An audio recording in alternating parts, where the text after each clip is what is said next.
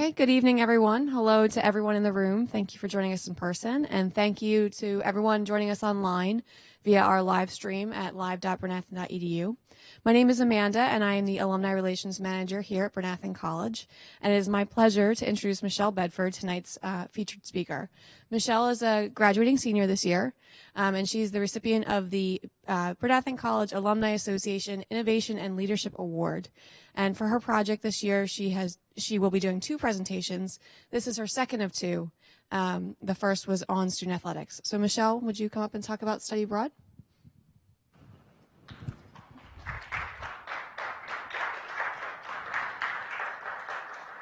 I have to start with water first. Can you hear me okay? Yes, okay. Thank you again to everyone coming and to the people online watching and to the Alumni Association for giving me the opportunity to give 2 presentations to the community. And I'm excited to finally get to talk about my study abroad experience in Cuzco, Peru. As an overview, I'm going to start with an introduction that has 3 parts. I'm first defining what I mean by study abroad and why I picked Peru, how I got there, and then I'm getting into the 3 impacts of my trip, and then closing with a quick conclusion. Well, with me, probably not too quick.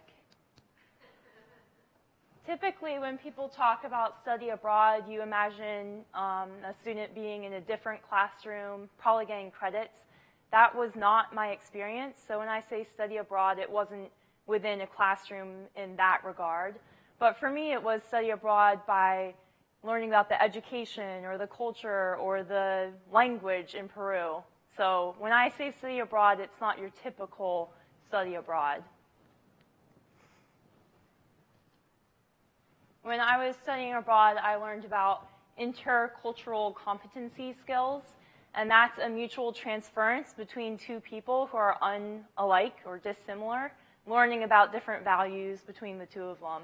So I put up these pictures. One picture my uncle took of the women with their great textiles walking down the path, and another of just a path in Cuzco, Peru, because I think these images portray how Cuzco had differences from what I grew up with in the United States and the Philadelphia region. I picked Peru. I was actually die-hard on Peru. I knew that I wanted to go to Peru for 4 years before I got there. My parents were like, why don't you go to Brazil? But I knew it was Peru.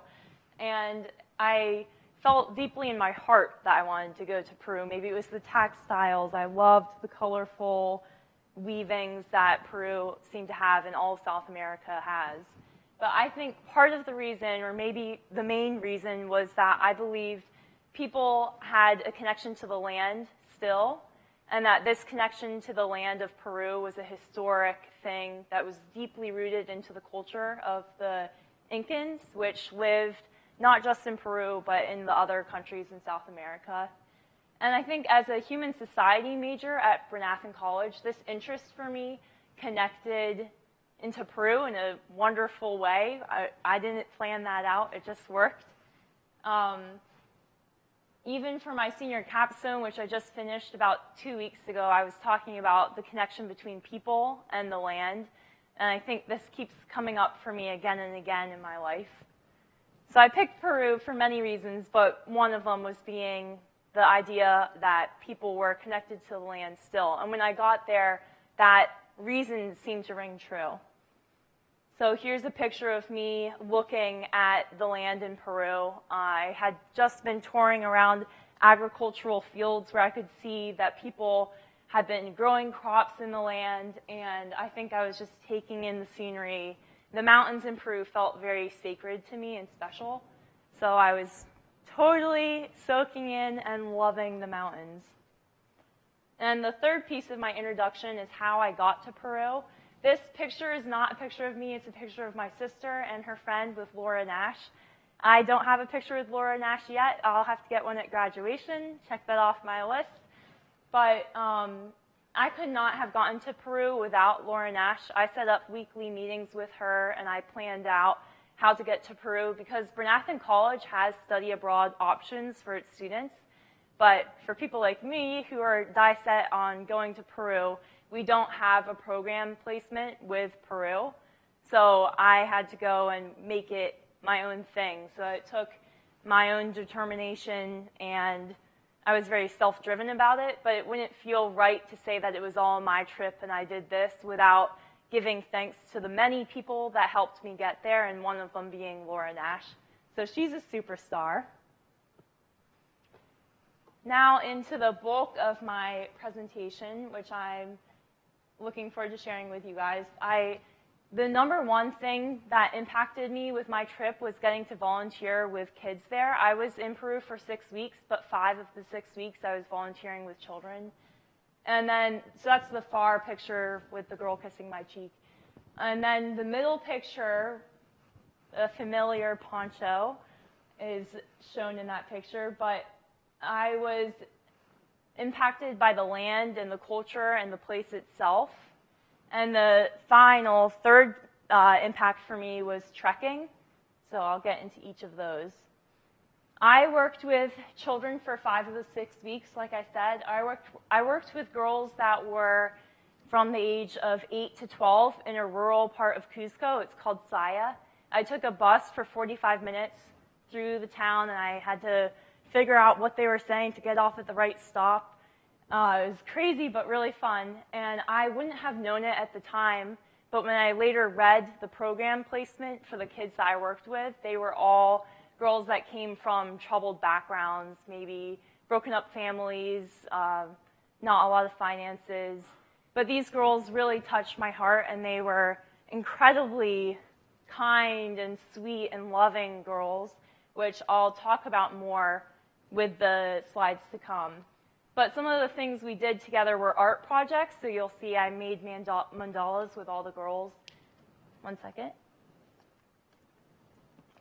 I made mandalas with all the girls. We did lots of other art projects as well. Like here we brought flowers from the land and put them into little mandalas and pieces of paper, which I hadn't thought of. I wish I had, but it was actually my program that thought of that. And the 3 girls sitting at the table, the girl with her elbows up, that's Mariella, and then the girl behind is Stephanie and Anna Rosemarie in the front. And I have to say a little thing about Stephanie before I go on.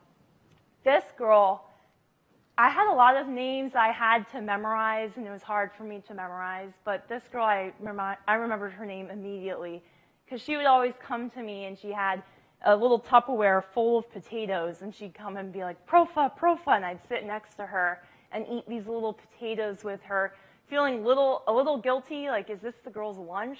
But I was also famished, so I was like, oh, I'm so grateful that Stephanie is sharing her food with me. And Peru, a little fact, has thousands of different varieties of potatoes.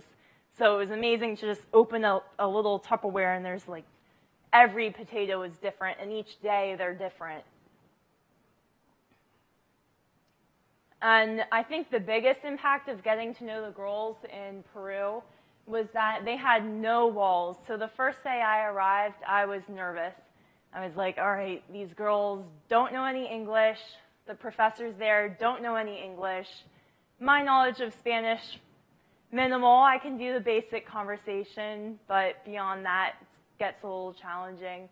But I'm not giving myself enough credit. I could talk for about an hour, but that was always about what I was doing in Peru. So a little relationship conversation with the girls there. I didn't know how that was going to go, but the girls came up to me right away, and they grabbed my hands, and they brought me flowers, and they gave me a kiss on the cheek and a hug, which is the cultural greeting in Peru. No matter who you are, everyone comes up to you with a big, warm hug and a kiss on the cheek. And that was very welcoming for me. And when the girls slipped their hands into my hand for that first moment, I knew right then that it was going to be extremely hard for me to say goodbye to these little kids. So right there, I was immediately affected by their willingness to just smush their cute heart close up to mine. And they didn't waste a second in getting to know me. They got to know me immediately. And I know I have a mic here, but I had to wear, I'm taking off my poncho. I had to wear my poncho to show off the cultural colors of Peru. But alpaca is very warm. So that's my seamless costume change. This shirt is actually a shirt that each girl wrote their names on, and I thought they were going to write on the front and the back, but it seemed like they were having a competition of who could write their name the biggest. So they just sort of covered the entire front part of this shirt. And here's more pictures of the girls. When I give presentations, I like to have maybe 1 or 2 pictures. With these girls, I couldn't pick one picture. I had to just smother a slide with pictures of them. I think the pictures tell a nice story. And the middle picture where the girl's hand is covering my glasses, that was a daily occurrence. I thought maybe one day I'd be able to walk back home from my bus or get through the bus without looking through little greasy, grimy fingerprints. No, not a single day.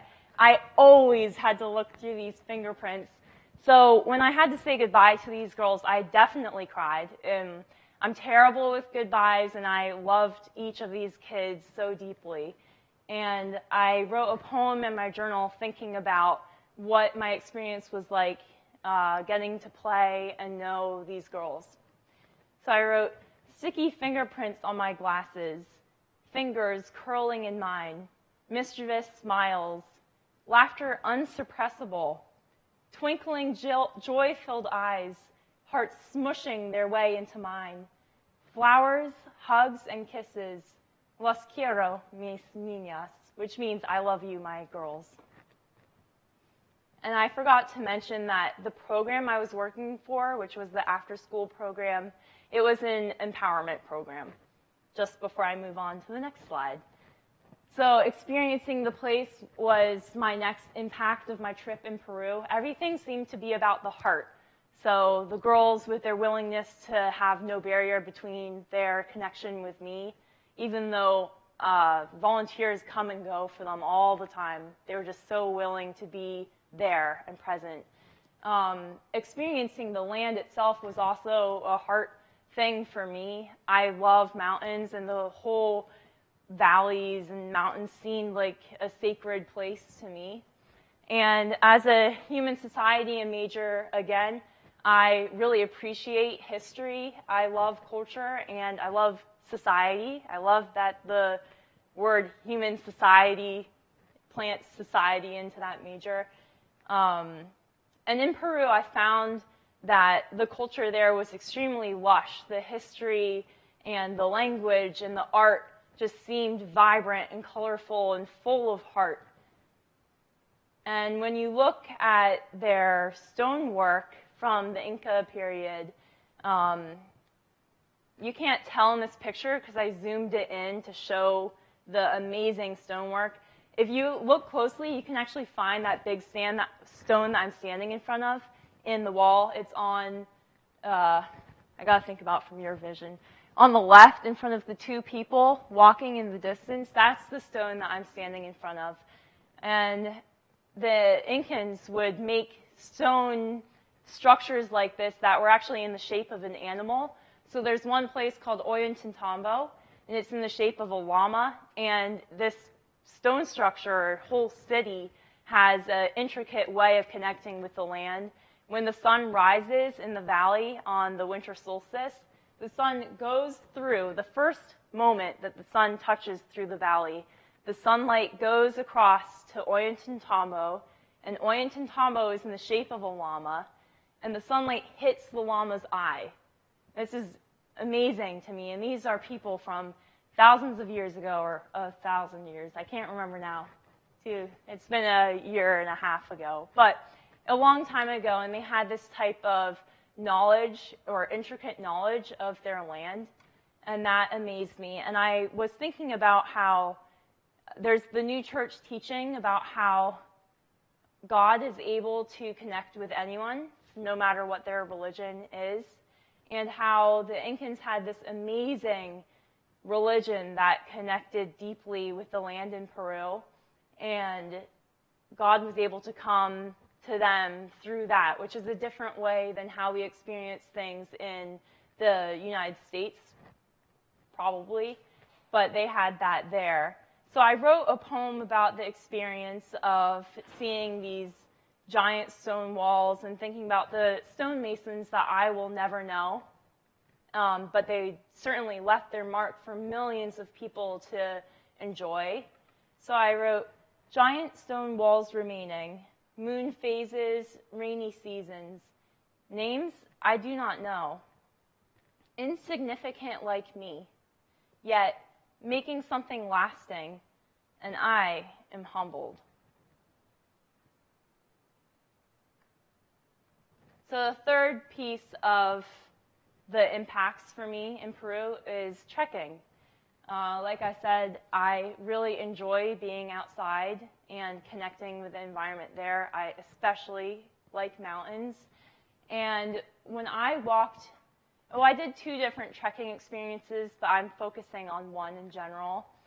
And before I get too far into it, some people don't always know what trekking is, so a quick definition. Trekking is when it's almost like backpacking, but you're carrying a smaller backpack and you have a mule team that has all of the huge cooking and tent stuff for you. And there's usually a team of porters who make the dinner for you. And all these, it's like backpacking, but luxury version. So I got to do luxurious backpacking.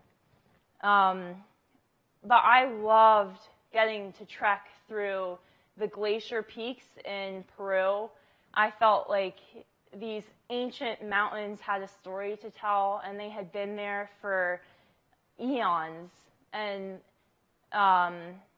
this picture is me at the highest point my body has ever been at. I was at 15,000 feet elevation, which is hard to breathe through. And I'm celebrating because this was my favorite moment of hiking throughout all of Peru. Because I was walking along this path, and you don't race yourself. You don't try to push yourself up a mountain really quickly, but instead you get in tune with the mountain, and you just put one foot in front of the other. And it felt like a very sacred experience to have this contact between my feet and the mountain, and you can feel your heart matching the same type of rhythm of the mountain. I felt super spiritual about it. And then my breathing is matching the mountain, and I'm walking past the glacier on the right. And I was thinking about all the people before me that have walked on that trail. I am just one traveler. I'm just one tourist that's on their way to Machu Picchu. But this was a highway for the Inca civilization. And even before that, natives in South America would travel along that path. So when I walked along that pathway up this very steep incline, which is actually called the Gringo Killer, I was not killed, thankfully, but I was thinking about this contact between my feet and the land and feeling extremely grateful for this experience. I felt like my feet were kissing the earth on each step, and I got to experience Peru in a way that felt very intimate.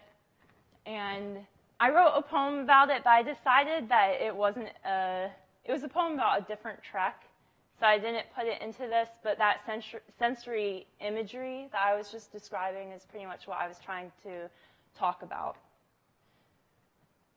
And then I got really into that, so I went on for a while, but the other aspect of trekking that I really enjoyed was just being able to be a part of a global community. You'd sit at a table and you'd hear conversations in 5 different languages all around you. And it was amazing to see how universal human emotion is. No matter where you're from, you can hear a laugh and share a laugh, or see a smile. And the friends I made trekking are people that I really value, and I like to still be able to keep up with what they're doing on social media. So in conclusion, I think that my trip to Peru helped me think about human wellness and how you can contribute to helping the welfare of just people in general, or human society. And as a New Church idea, we're all born with a mission and a sense of use or a purpose. And coming to Peru, I was able to give my heart to the kids that wrote their names all over this shirt, but they also gave that back for me. And I think that the heart of life for us are these connections with other people and bridging across our otherness, appreciating our otherness, and seeing it as a place for us or civilization to thrive. Having diversity is what makes us successful. And I was thinking about how my trip to Peru embodies the Bryn Athyn College motto, think for yourself, live for others. And this is because the children in Peru, they were willing to give their heart to me, a volunteer that was just going to leave eventually, and they were unafraid to connect with me on a really innocent and special level. And typically for us, we don't connect with people that readily or that quickly. We put a barrier up. But these girls were willing to just live for others. And I think part of life is finding the balance between thinking for yourself and being safe about how you connect with others, but also being willing to be there for every second of the day and show up and just love the people around you. So thank you.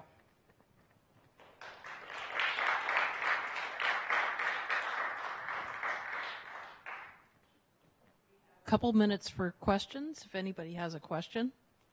I brought a book from my trip where I put my journal entries, so anyone that wants to look at it can look at it afterwards. I just wanted to say that the mountain that we did the trekking, the mountain was called the Salcantay, and the trekking experience was a 5-day experience where we actually did some a first intro day and then 4 actually really nice 20-mile days in the mountains. So it was a real good experience, and you had to be fit. And our group was we were extremely lucky. We had all equally paced athletes in our group, and we were able to do our daily chores pretty quickly, and we got to the base camps fairly fast, so we had time in the evenings to socialize, and it was a lot of fun. It was a lot of fun. So Uncle Jens was with you. Mm-hmm. He was not there for the whole time. I specifically kept this trip a solo trip. I wanted to travel by myself. But when I mentioned to him that I was going to Machu Picchu, he was so excited that I realized it would be fun to have him join along for the last little leg of my trip. So he came for the last week. So where did you stay for this whole thing? Was there? Yeah, I stayed with. Quick question: are the questions on the? Yeah. Oh, I haven't been repeating the questions. No, they're on. You're good. Oh, okay. I stayed with a host family, so I lived with a host dad and his family. They were all very sweet. I had people, international travelers coming in and out, so I had a roommate. Her name was Courtney, and she was from Canada. And that was another thing I loved, was just having people all the time from all around the world getting to live in the same house as me, and yet I still got the opportunity to be with a host family. Thank you very much for your presentation. I really love the heart that you have for the people and the land. And I'm curious if you have thoughts about what you're going to be doing in the future. Yeah, in the future, I'm about to graduate college, and I wrote my senior capstone about how Fairmount Park helps the people of Philadelphia connect with each other and with the land and help protect the land.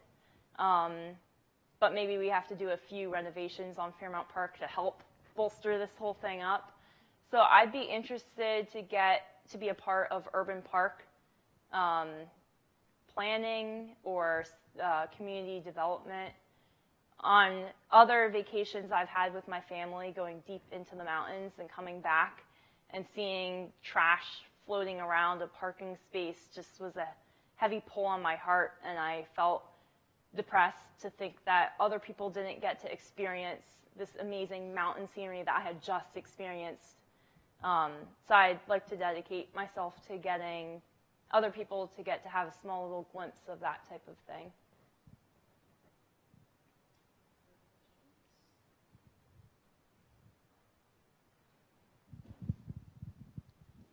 Okay, so I don't think there are any other questions. So thank you, Michelle, so much for your presentation. Thank you all for joining us in the room. And thank you, everyone online, for joining us, too. Have a nice night.